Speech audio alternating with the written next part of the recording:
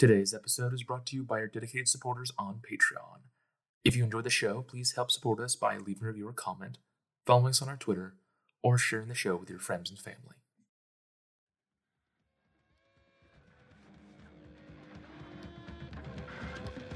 Kind of sticks in your head, doesn't it? This guy is amazing. There's not one redeeming note. What sort of a lawyer tells his client he's got a case because he's going to live? I've heard that not all lawyers are as ethical as the ones we see on TV. I don't think this guy even has a law degree. A lot of the guys on TV don't either. I think he has a medical degree.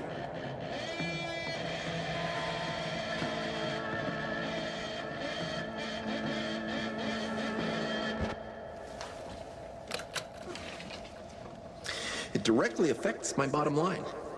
You have less money to lend, I'm trying to take responsibility and I'm trying to teach you that everyone is out for theirs. You might as well keep yours. and lend it to you. You have to control everything. How come you're going around asking everyone who you should fire? I'm asking for input.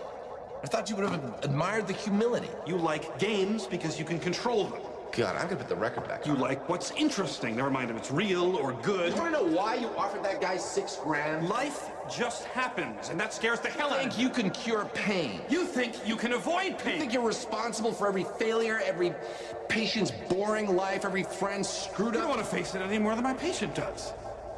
Dying's easy. Living's hard.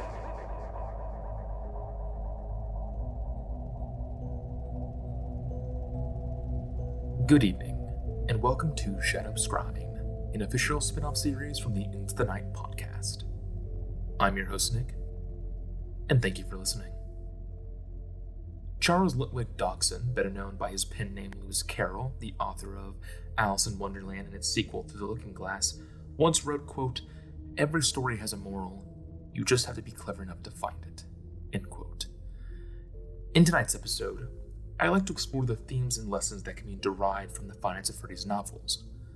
Five Nights at Freddy's is most renowned for its lore and continuity, so much so that the fandom will often prioritize what a game or book adds to the lore, rather than what can be extracted from it in a narrative and storytelling perspective. But like all art, made by artists of any kind in any medium, there is always more beneath the surface if you know where to look for it. The Fazbear Fright novels, and by extension the sequel series Tales From The Pizzaplex, are no strangers to basing their novellas on dark themes. The very first Fazbear Fright book, Into the Pit, can be best described as a collection of tall tales with the overarching theme of be grateful what you have and who you are, or alternatively the classic trope, be careful what you wish for. In the titular story, Into the Pit, Oswald's main conflict was his father being replaced by a facsimile of Spring Bonnie, fan named Pit Trap. But every resident in town, even Oswald's own mother, perceived the rabbit monster as Oswald's father. However, that is only the external conflict, as the internal conflict arises from his inability to feel gratitude from his current status in life and the provisions and sacrifices his parents make for him. The same story direction is used for the other two novellas. Sarah, from To Be Beautiful, sees herself as ugly and unattractive. She's unappreciative of herself and is too negatively self-conscious of her appearance, comparing herself to the models and society's current beauty standards, and envelops herself in a world of fake people and priorities, made later physical in her body alterations by Eleanor. Millie Fitzsimmons in Count the Ways also is ungrateful for her current status in life, although she frames existence in a naive, nihilistic perspective that being is superfluous in the grand scheme. In the story, Five Nights at Freddy is a symbol of death who makes Millie aware that she is ungrateful for all she has, and if she believes that living is a pointless endeavor, that she is undeserving of life. All this is to say is that there is a pattern of utilizing themes for narrative purposes, often used to be the basis for both the external and internal conflict of the story. Even if the writer did not go out of their way to create a moralistic lesson, a well-crafted character arc of a hero triumphing can inspire people to be better, to become the hero on their own journey. Alternatively, a character who fumbles in their life path and becomes the villain can give the readers introspection on how they can avoid similar errors that lead to a dark, downward spiral. Every story has a lesson. You just have to be clever enough to find it. For tonight, I would like to explore newer entries into the Five Nights at Freddy's canon. Tales from the Pizzaplex Book Number 2 and Number 3, written by Scott Cawthon, Ellie Cooper, and Andrea Wagner. Specifically, we will be analyzing the novellas Help Wanted, Somniphobia, and B7. I chose these three because they all follow the same thematic basis despite being in different novella collections. Part of me truly does wonder if Somniphobia was meant to be in Tales 2, because Haps fits much more cleanly with Book Number 3's Pressure and Clythrophobia, which are all tales exploring a much darker theme of isolation and social society pressures. Perhaps maybe that'll be an episode for another day. But as it stands, in my opinion, Somniphobia is more like Help Wanted in B7, where the character exploration comes from delving deep into the horrors of living a fantasy instead of reality. Before I begin, I should warn those who are listening that there will be spoilers in this episode for Help Wanted, Somniphobia, and B7. If you have not read the Tales from the Pizzaplex Book Number 2 and 3 and wish to not have these stories spoiled, we have a non-spoiler first impression discussion for all three novellas on this podcast. Otherwise, I recommend reading these stories for yourself before continuing. But if you have read these stories or do not care for spoilers, then we shall get into it right after these messages.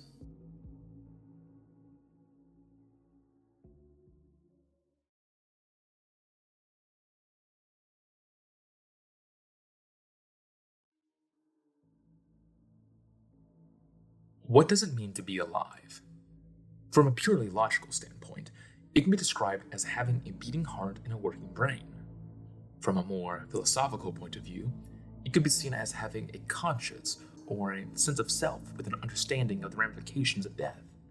But if you're a living, breathing human, conscious of yourself and the inevitable conclusion we all share, is it truly living if you decide to hide from the world and all the dangers that come from it? Reality, existence, and being. It all culminates in the search for and discovery of meaning. Meaning in life is to have a purpose, whether that means discovering something no one has discovered, being a mother, father, or guardian of another generation, or any number of purposes that can manifest in your journey through life to discover it. Sometimes you can follow the wrong path or what you thought was your calling for meaning, but discovered it was not the right purpose for you. But when you do find your purpose and follow it, you find meaning. But to journey means to face the world, and the world is a terrifying place. To face the world means to face criticism, to be tested and to possibly fail, to struggle to survive and to strive to be better. To journey means to ask the tough questions. Who are you? What do you want? What do you want to do? Why do you want to do it? Who do you wish to be?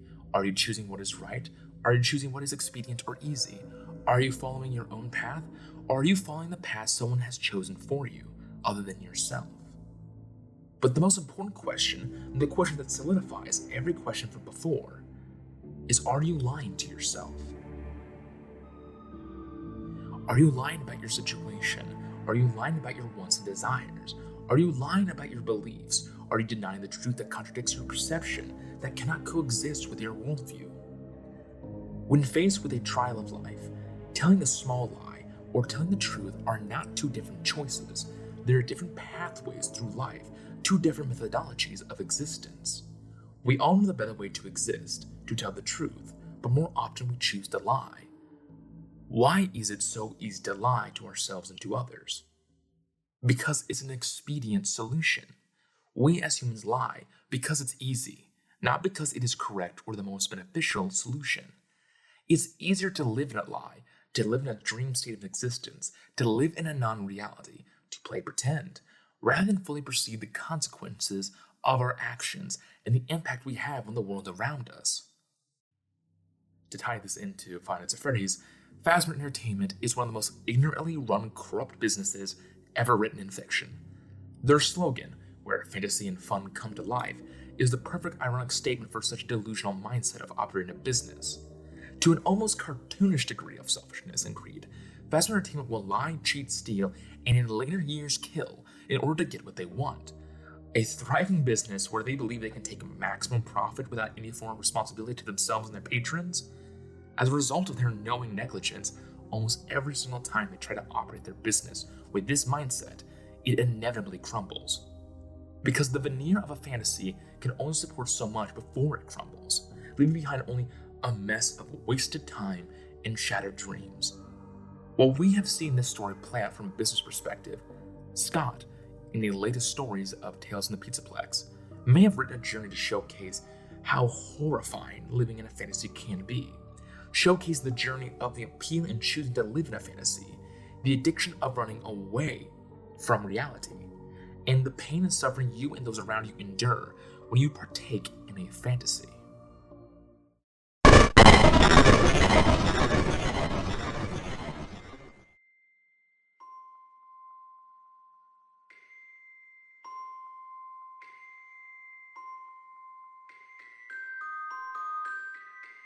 Help Wanted represents the appeal of living in a fantasy.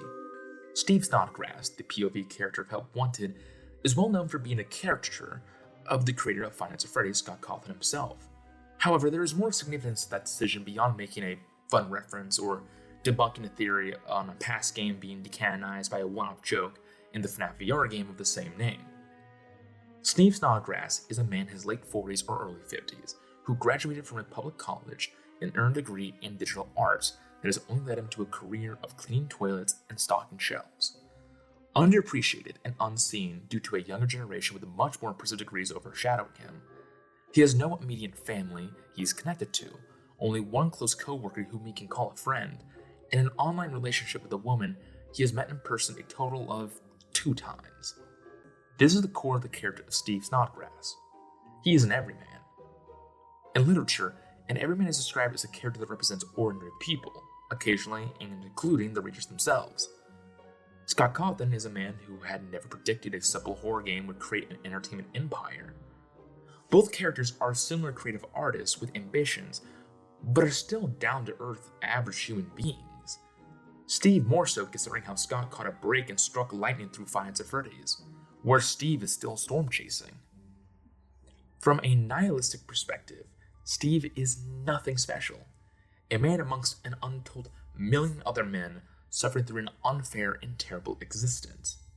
But by looking closer, you notice a spark within him, within all of us, that makes him unique. He has dreams and ambitions to be a game designer, and he's good at it. He wants to develop fun games for children that parents can enjoy alongside them.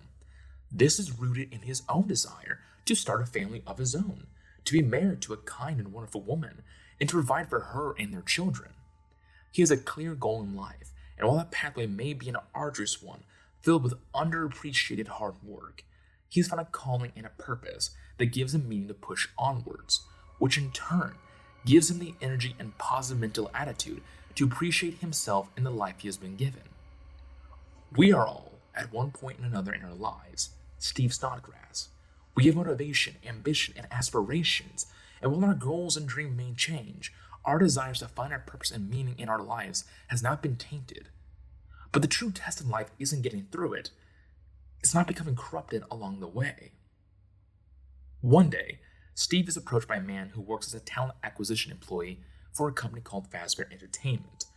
The well-dressed man, a literal status symbol of a more appealing and richer lifestyle, monetarily speaking, informs Steve he wishes to hire him to make games based on the rumors of Fazbear Entertainment's past. As a kid, Steve had gone to a Freddy Fazbear's Pizza and was aware of the so-called rumors of murders were far from an erroneous claim. He couldn't bring himself to do something so distasteful and cruel, something so heinous and blatantly immoral, and turned away from the businessman. Steve at that moment represents what we would all do when faced with the choice to do something so obviously evil or immoral when our lives are in order. We deny the idea or the offer, because evil is not born, it is made when our lives are thrown into chaos. Regardless of whether it is justified as temporary moral blindness, a human must have their lives thrown off balance to shut off their moral compass, even temporarily. When Steve is matched with a beautiful woman on his dating app called Victoria and decides to go on a date with her, he blacks out in her house, only to be reawakened in a home filled with pictures of them together and a wedding band on his finger. He is told that he has married this woman years ago and they have children together. Victoria explains that he'd been in a car accident years ago where he was diagnosed with amnesia, which is why he can't recall any of it. This is, of course, a lie. It all is. But the point is, like all farcicals of the truth, it's that it is an appealing one. Steve's entire dream life came to full fruition, and because he is willing to accept that explanation, even though his inner thoughts are screaming to him that something is off, he is willfully allowing himself to live in the fantasy. When the businessman reappears to make the same offer, never mind questioning how, after a few years of having a family, Phasma Entertainment apparently never filled out this position to rebrand their entire company appearance, or the fact that this businessman and Steve himself apparently didn't age at all in those years, Steve willfully chooses to take the job when Victoria explains that they are financially struggling after his accident. Help Wanted showcases the danger of the little lies. Think of it as indoctrination into non-reality. The little lie, despite in this scenario appearing quite large, was that Steve had lost his memory from a car accident. This is the bait that leads him to believe all the other lies that have come before. He married his dream woman, started his perfect family, and found his purpose in providing for them. The human imagination is capable of drawing up many wonderful alternative scenarios and creative fantasies. On the other hand, as humans, we can deceive ourselves and others into behaving in ways that we know to be wrong. But lying is expedient. Why not twist or distort your perception to smooth reality over, to keep the peace with others who disagree, or to avoid hurting feelings, yourselves or others whom you love? This is why Steve avoids asking questions about his scenario, such as his family's weird behavior or why it never stops snowing outside. Lying is an expedient solution to a more complex problem, but it is a costly one for your mind and soul. This is manifested within Help Wanted in the nightmares Steve faces in the novella, and his deterioration as he works on his games.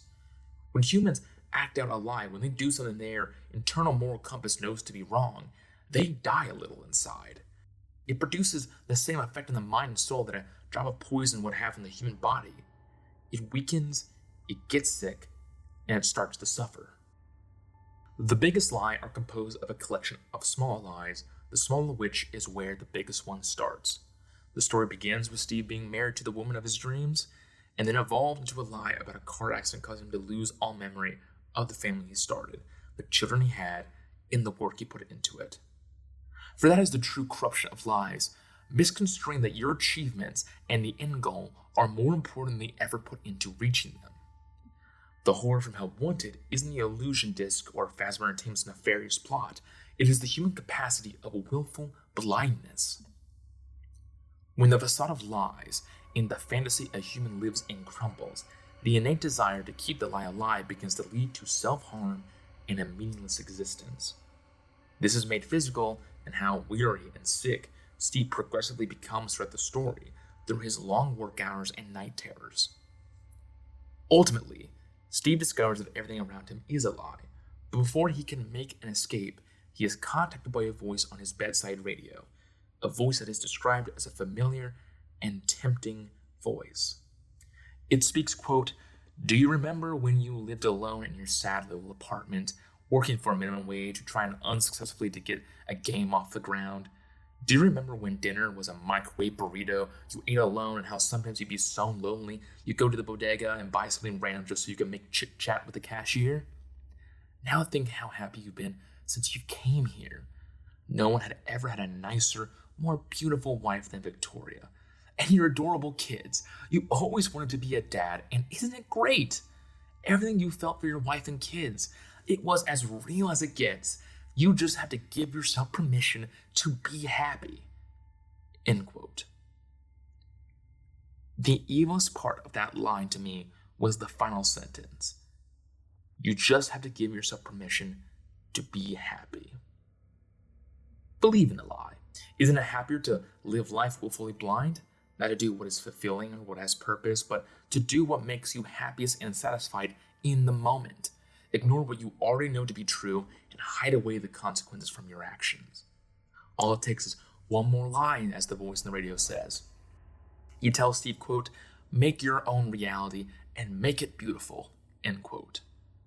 Right now, Steve's battle is one of reality encroaching on his fantasy, and that's what he finds most horrifying.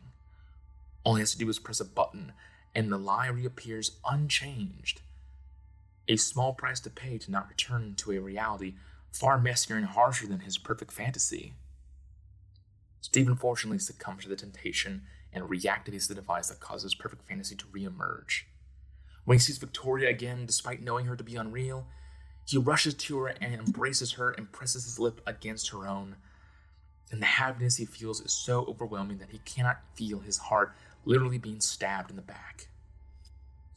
Because facing reality is to face consequences. Why not turn away when looking is simply too painful?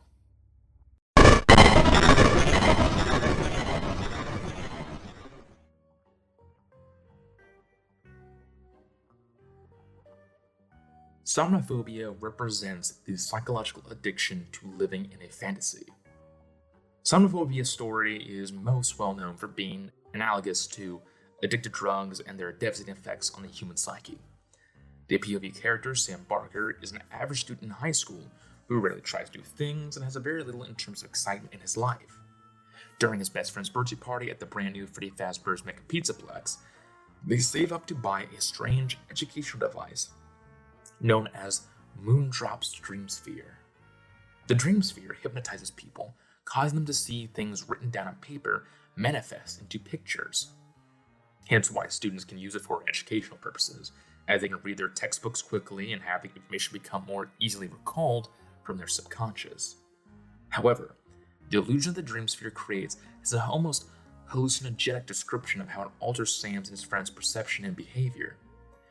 The book describes the effect of the Dreamsphere as, quote, "At first Sam didn't feel any different, but in the next moment a lightheaded feeling came over him. He lifted his hand and he moved slowly, as if the air was heavy and thick like syrup.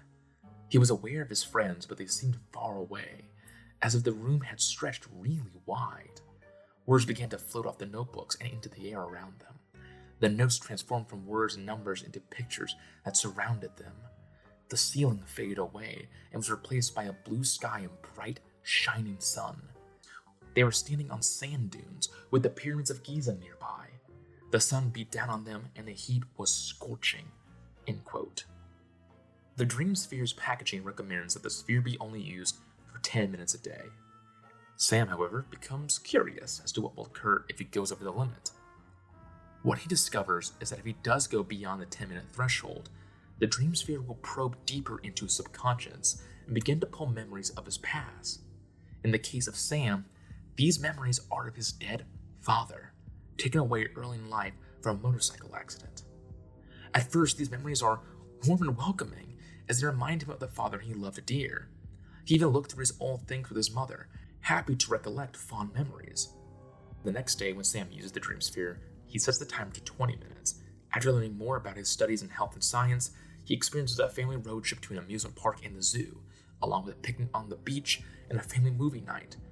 His mother catches him with the Dreamsphere and questions his use of it, and Sam snaps at her and tells her it helps him with studying, and there is nothing to worry about it.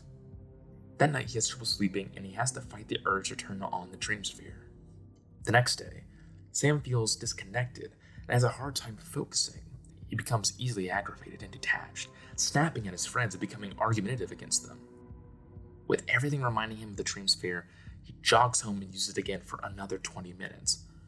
Once finished, he feels strangely exhausted and drained, and as he recalls that he made a promise to help one of his friends with some chores, he looks at his mirror and notices that he's pale and his eyes have dark circles around them. That night, his mom questions him again about his behavior and demands him to return the Dreamsphere back to Fazbear Entertainment. Sam responds by once again snapping at his mother, slamming his door, and he turns on the Dreamsphere again. Somniphobia displays of addiction is quite accurate to how real addiction is produced, alongside its effect on mental and physical health. While the Dreamsphere is more akin to a hallucinogen, of which I know very little about, the best comparison for the purpose of the story I can give is cocaine, a powerfully addictive stimulant drug made from the leaves of the coca plant. Cocaine speeds up messages traveling between the brain and body, similar to how the Dreamsphere speeds up Sam's brain to more easily recall and interpret information. So the similarity isn't without basis, although I know very little about these two drugs. Addiction I do know about, and its danger lies in how it manifests itself within you. It's an alternative voice or personality in your head that wants to give you an excuse to let go of your self-control. Sam tells every lie an addict would to avoid feeling embarrassed. In addition to lying to his mother that it helps him think, he lies to his friends about how much he uses it, and he lies to himself that he doesn't feel worse when he gets over the limit. The reason why Sam lies, however, is quite simple. Fantasy is whatever you want it to be. Reality is messy. Like the voice on the radio has told Steve Snodgrass, make your own reality. Make it beautiful. Reality has its terrible aspects, and in every waking moment of existence, we acknowledge that horrendous things can and will occur. But if we pretend that everything is alright and fail to make the necessary changes to repair our own lives, we have cursed ourselves to an existence of misery. This episode began with a scene from House, the season 4 episode Games, because it encapsulates the entire problem the characters of these novellas face. For those who don't know the show House is addicted to Vicodin, an addictive pain-relieving narcotic. House attempts to avoid pain, both physical and mental, similar to Sam's dream sphere, through using it. He is quoted in the show to be popping them like candy. House also has a sense of superiority and arrogance, which is also a byproduct of believing hypothetically successful lies. He believes everyone is stupid except for him. He believes everyone can be easily fooled except for him. And as a result, he starts to believe you can get away with anything you want. Similar to how Sam believes there will be no consequences to his extended use of the dream sphere. Both of them at this point in their lives, life becomes a miserable state of existence, where everything becomes frustrating and disappointing because it isn't pleasing as you imagined it could be. It isn't pleasing as the fantasies you live in. Somniphobia's display of addiction is predicated on the life Sam wished he could have, the reality he wishes he was in, instead of what reality he finds himself in currently. The fantasy that his father will be there to make his graduation. The fantasy that he will summon up the courage and confidence to stand up to his friends' teasing. The happy ending where he's able to ask the girl out to prom and she says yes. Similar to Steve, the fantasy is appealing, but it is not real. No matter how much you wish it could be, these things can only manifest and have meaning once you have put the work into achieving them to become part of reality. A person who cannot separate the fantasy they wish they had from the reality they are in may become addicted to the joy they find in their lie that they can no longer face the world as is. Despite knowing the sphere was harmful to him, Sam decides to use it one last time before returning it to his friends. He begins to experience another hallucinatory vision, the most fantastical one filled with his deepest desire. But he quickly panics as he realizes that he never turned on the device. The hallucination is happening naturally. Eventually he lapses into a coma, forever trapped in his dream state, going on fake adventures on his own making. Sam's final lines end with an almost ominous sense of satisfaction at the outcome, despite understanding what has become of his mind and body. While he was at school in his dream, his best friend's dog Brutus was attacking him in reality, tearing his face off. As the pain begins to swell, Moondrop appears and all the terror fades away. Quote, Moondrop had a smile on his face, half of it hidden in the shadow. The jester waved, the bells on his wrist chimed, and then Sam went very still. He let go of the sink and stood up straight. The terror disappeared, and he felt completely calm and at peace. He turned to smile at Moondrop. Everything's fine, Sam said with wide eyes. Moondrop turned to walk out the door, and Sam followed to see what new adventures they would create together. End quote. Despite the risks, Sam chose to use that dream world again because he couldn't part with it. As I said before, why not turn away when looking is simply too painful? When reality is brutal, bloody, and messy, isn't it easier to be willfully ignorant and pretend like nothing is wrong with your life? Betraying yourself, believing in things untrue, and acting out a lie or living in a fantasy propagated by a lie weakens your character. By weakening your character, you will feel inadequate or unworthy of existence. Likewise, you'll hide away in the fantasy that offers itself as a different perspective than the ones you're currently suffering from right now. That siren song of fantasy is the voice of the devil that created those lies you believed in, the ones that lead you to your willful ignorance, your weakening of character, and your feeling of worthlessness. So you had nowhere else to go back to except into its arms. For misery loves company, but lies and addictions make for charming conversationalists.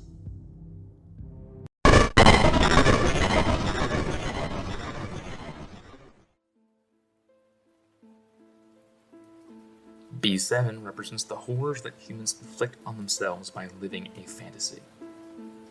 B7 is one of my favorite stories in the entirety of the Five Nights at Freddy's universe, and the main reason I wanted to make this episode. It's unique in that its horror comes from how the story does not rely on the usual tropes associated with FNaF. The fear and horror do not come from something supernatural, like the dream sphere. Nor does it come from something out of science fiction, like the illusionists and Help Wanted.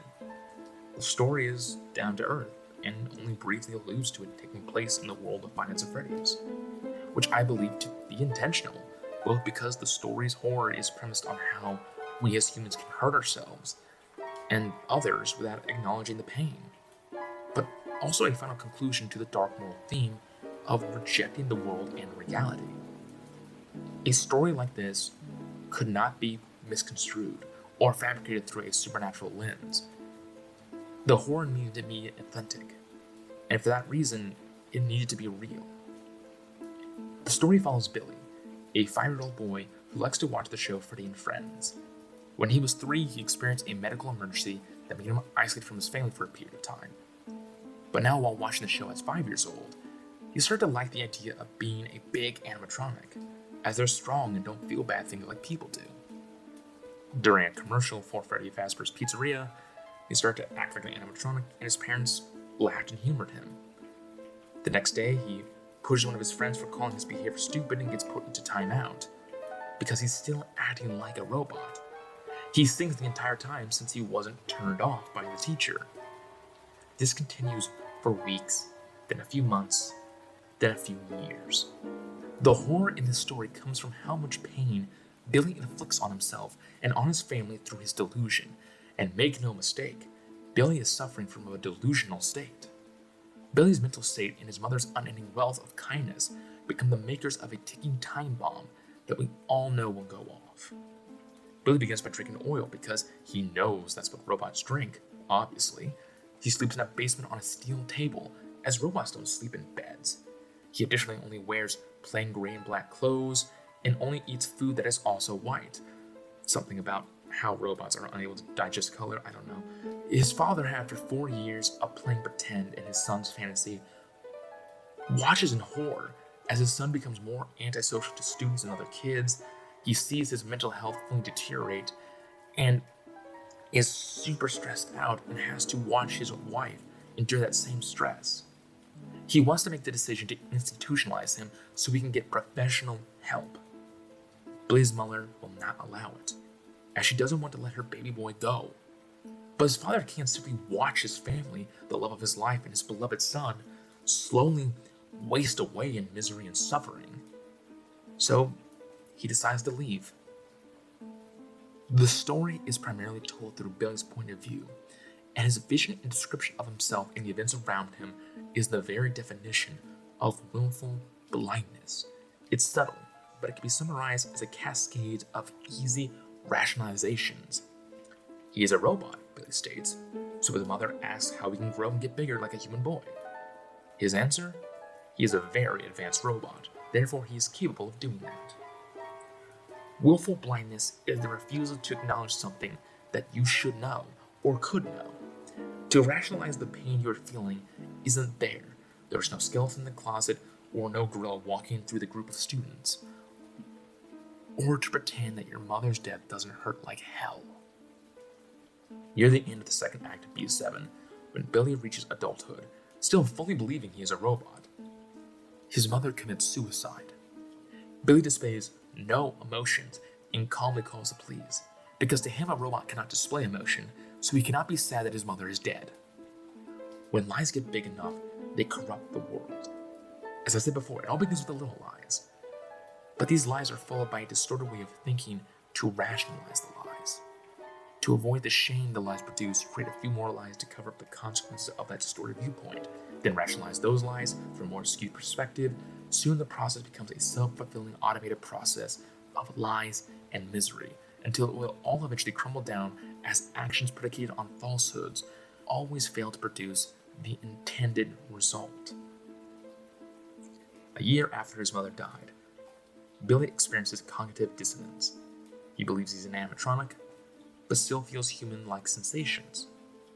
As a result, he decides that all his limbs must be replaced with prosthetics in order to become fully animatronic. All the surgeons he calls refuse, naturally, but Billy eventually finds a surgeon who had lost his license due to malpractice lawsuits involving unspecified substances. At first, the doctor begins with removing his arms and legs, replacing them with metal appendages, which Billy hopes to make him feel faster and stronger. However, he ends up feeling slower and weaker. Instead of thinking it a mistake, he believes more procedures must be done to make him more robotic. He has metal plates implanted into his cheeks to be more angular. He has his eyes dyed black. He has his tongue removed. He talks through a vocal synthesizer implanted in his throat, which he uses by typing into his computer. He shaves his head and he cuts off his ears. Have you ever heard the wrongfully attributed Albert Einstein quote, "Insanity is doing the same thing over and over again, expecting a different result"? If you're lucky and you fail, you try something new. You move ahead. It's prudent to make small changes in order to see if they will help you. But to be willfully blind is to make changes in order to reject reality. To accept reality is to accept your problems, and the only way to fix them is through hard work and sacrifice. But if you reject the truth for a long period of time, and you make changes to keep your rejection of the truth up, then you risk running up a large debt to reality. In the case of Billy and his delusion of being an animatronic, for the case of Steve Snodgrass and the family he never had, and for the case of Sam in the adventures in life he never lived.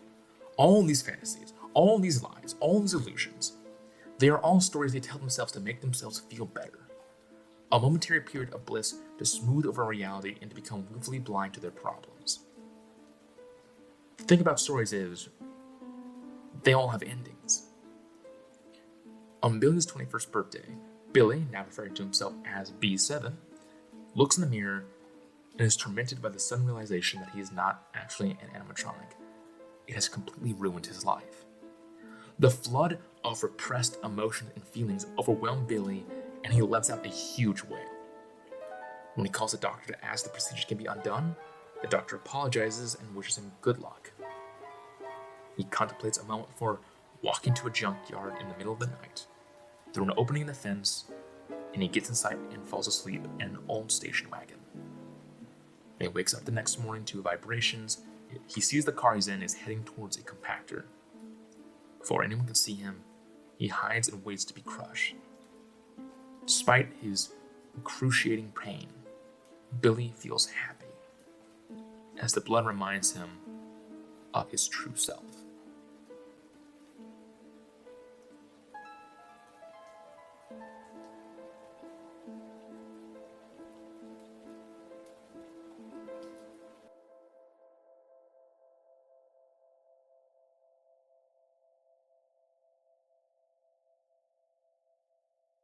In conclusion to these stories, is there a lesson to be taken away from these horrors? Truthfully, I believe so. Because while these stories are filled with torment and misery, the anguish is so horrific because we understand it is pain we inflict primarily on ourselves willingly. This pain can be easily avoided by following a simple guiding principle in life. Don't lie. Tell the truth. Seems basic. Not quite the profound takeaway you may have been expecting, but simple matter of fact in life. See the truth, tell the truth. Truth will not come in the words of opinion shared by a figurehead or a collection of slogans, ideologies, or idioms. Your truth is something only you can tell, based on your unique circumstances in life. Perceive your surroundings and who you are carefully, and communicate it in an articulate manner. Doing so saves you a lot of time, a lot of unnecessary anguish, and it keeps your soul, your moral compass, and your entire being withering away and dying. And who knows, maybe not just you, but the whole world will become a lot more hopeful and optimistic if we all told the truth, if we were all honest, if we lived in reality, instead of wasting away in a fantasy. I personally can't get over B7 and how good it is, despite the premise being kind of a goofy one. I mean, a kid believing they're a robot. How ridiculous. But I believe this is a good time to conclude our episode. Thank you so much for listening. If you'd like to stay updated, please consider subscribing, following, or sharing this podcast. It truly helps us broaden our reach. Consider following us on our Twitter at Fazbear Podcast or supporting us on our Patreon using the link in the description. Patreon members can get access to every episode of Into the Night early and ad-free, as well as exclusive episodes and behind-the-scenes exclusive content. You will also get Discord member benefits, which you can also all join by using the link in the description. This has been your host, Nick, and I would like to thank you all once again for listening. Have a good night.